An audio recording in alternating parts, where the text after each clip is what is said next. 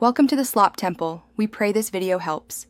You start by preparing an environment that won't break later. Create a virtualenv, install Python 3, 10+, pip, and PyTorch or TensorFlow. Once done, add the transformers library and a tokenizer. You should choose a clean, labeled dataset and split it 80/10/10 so training, validation, and test are isolated. Make sure to decide architecture.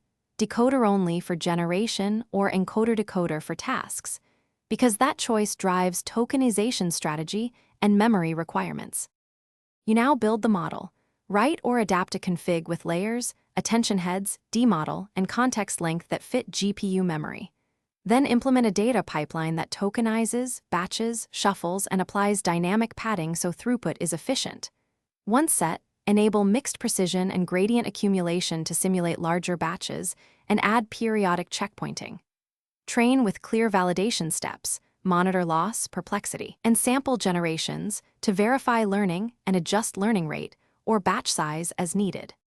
You finish by exporting the trained weights and saving the tokenizer and config so inference is reproducible.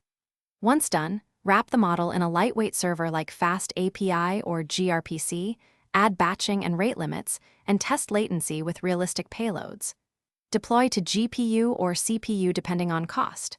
If things go wrong, reproduce the issue with minimal input and run a single-step debug.